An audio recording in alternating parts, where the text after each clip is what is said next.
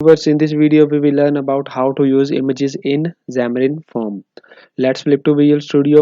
ये हमारे previous video का कोड है जिसमें हमने प्रोग्रेस बार के बारे में बात की थी और इसी तरह हमने बटन क्लिक का जो है बटन क्लिक का एक मेथड बनाया था और उसमें हमने क्या किया था कि डिवाइस डॉट स्टार्ट टाइमर को यूज़ किया था। तो ये तो हमारे प्रीवियस वीडियो का कोड था, तो इसको मैं हटा देता हूँ और इसको भी मैं हटा देता हूँ और सिंपल मैं क्या करूँगा कि मुझे यहाँ पे एक इमेज का टैग ओपन करने की ज़रूरत है। सेल्फ क्लोज कर देता हूँ मैं इसको। और अब हम क्या करेंगे कि ये हमारे पास जो एक इमेज अगर हमने यहाँ पे अब हमने कोड किया है, तो कोड तो हम शेयर्ड प्रोजेक्ट में करते हैं और हमारे पास iOS पे भी यूज़ हो रहा होता है और हमारे पास एंड्रॉयड पे भी यूज़ हो रहा होता है। अगर हमारे पास UWP या विंडोज़ फ़ोन का भी है तो उन पे भी यूज़ हो रहा होता है। लेकिन यहाँ पे कुछ ऐसा है कि हमें अगर कुछ एसेट्स या हमें इमेजेस कुछ इस तरह की रिसोर्सेज फाइल्स यूज़ करनी है, तो वो हमें हर एक प्लेटफॉर्म के लिए स्पेसिफिक रखनी पड़ेंगी। ऐसा नहीं है कि मैं यहाँ पे किसी एक जगह रख दूंगा तो वो एंड्रॉयड में भी यूज़ होंगी और iOS में भी। तो अगर हमें एंड्रॉयड में जौन सी यूज़ करनी है तो वो हम एंड्रॉयड के रिसोर्सेज में रखेंगे और जो हमें iOS के लिए यूज़ करनी है तो वो हम iOS के रिसोर्सेज में यूज़ करेंगे।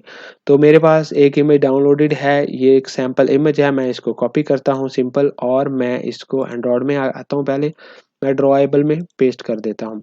मैं iOS पे आपको आउटपुट नहीं दिखा सकता because I don't have a Mac and I don't have a iPhone.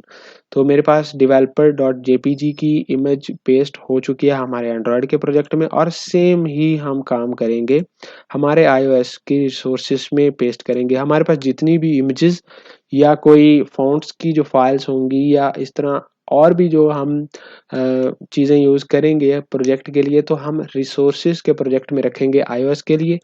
और हमारे पास रिसोर्सेज का ही फ़ोल्डर है एंड्रॉयड में, तो एंड्रॉयड के लिए हम जितनी भी इमेजेस यूज़ करनी है तो रिसोर्सेज के ड्रॉएबल फ़ोल्डर में रखेंगे। ये जो बाकी के फ़ोल्डर आप देख रहे हैं ये इस इमेजेस के लिए ही हैं, लेकिन ये इमेजेस जब हम आइकन्स के लिए यूज़ करेंगे तो हम बताएँगे हमारी डिवाइस को कि एचडीपी के लिए हमारे पास जो इमेज पड़ी होगी तो वो ये यूज़ करे।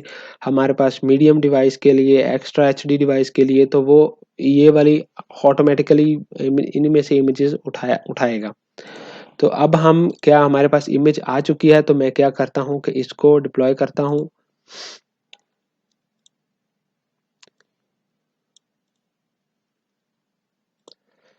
इसमें थोड़ा सा टाइम लगेगा, आई होप सो। तो मैं वीडियो को पॉज कर देता हूँ। लें जी, ये डिप्लॉय हो गया। अभी हमें कुछ भी शो नहीं होगा बिकॉज हमने जस्ट एक सिंपल टैग लिया है इमेज का, लेकिन उसमें हमने कुछ दिया नहीं है। तो सोर्स में हम developer डॉट जेपीजी तो हम इसको दे देंगे क्योंकि हमारे पास सॉल्यूशन एक्सप्लोरर में एंड्रॉयड के रिसोर्सेज के ड्रॉएबल के फोल्डर में developer डॉट जेपीजी की फाइल पड़ी है इमेज, तो वो यहाँ पे शो हो जाएगी। जैसे ही मैंने सेव किया आप देखें यहाँ पे शो हो गई। और इसकी एक प्रॉपर्टी है एस्पेक्ट। एस्पेक्ट फिल अगर करना चाहते हैं आप तो ये फिल हो जाएगी, ठीक है।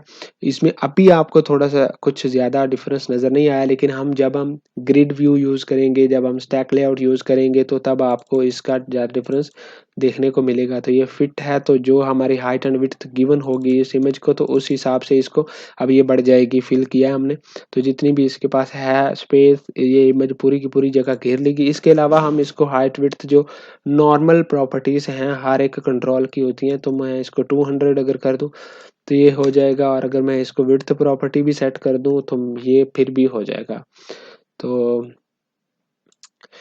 अब हम काम करेंगे सी शार्प में हम क्या देखेंगे कि हमारे पास इसमें हम कितनी कितनी टाइप से हम इसको इमेज जो है पास कर सकते हैं। तो इसको मैं डिफ़ॉल्ट ही रहने देता हूँ और नेम मैं दे देता हूँ IMG, ठीक है।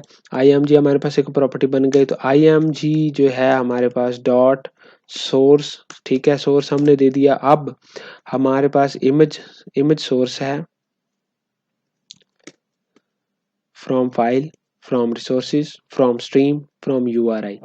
और URI की बात करें तो एक हमारे पास जो यहाँ पे यही इमेज है, हमारे पास यूआरएल भी ओपन है और मैं क्या करता हूँ कि इसके सोर्स में developer.jpg की जगह मैं इसका जो है यूआरएल डाल देता हूँ। तो यूआरएल मैंने दिया और F5 प्रेस किया।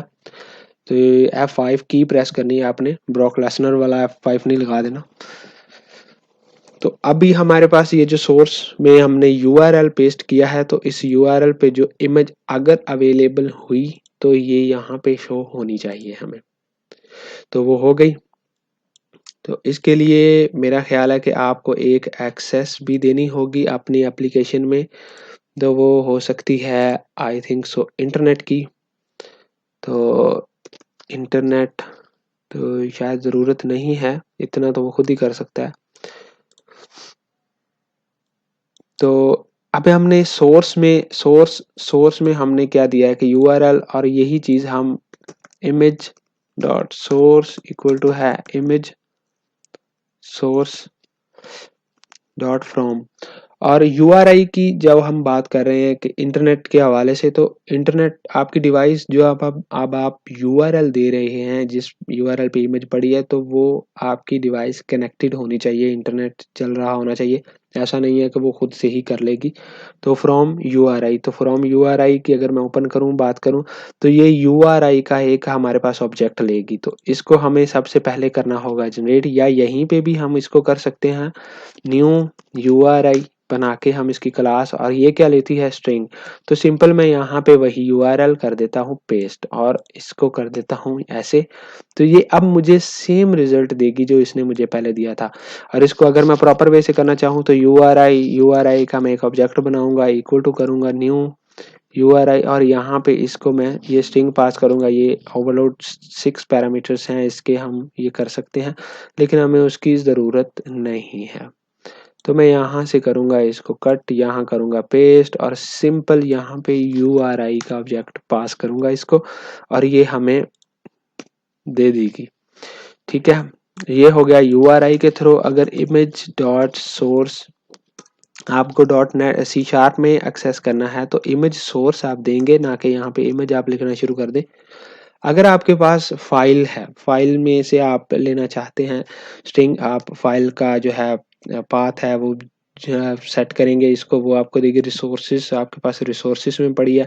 तो हम क्या करेंगे कि drawable resources dot drawable dot फलानी इमेज, तो वो हम इसको कंप्लीटली जो है पाथ एक्सेस करवा देंगे, तो वो हमें इमेज दे देगा फ्रॉम स्ट्रीम। अगर आपके पास स्ट्रीम में इमेज मौजूद है, कि जैसे हमारे पास बाइट्स में भी होती हैं, तो इसी तरह हमारे पास कोई इमेज स्ट्रीम में है को कन्वर्टेड है, तो उसको हम स्ट्रीम में भी शो यहाँ पे करवा सकते हैं। तो यहाँ पे हमें चाहिए होगा स्ट्रीम system.ios.stream का एक ऑब्जेक्ट। तो जैसे ही हम इसका स्ट्रीम का ऑब्जेक्ट पास करेंगे, तो ये हमें स्ट्रीम में जो इमेज होगी हमें यहाँ पे उसका रिजल्ट दिखा देगी।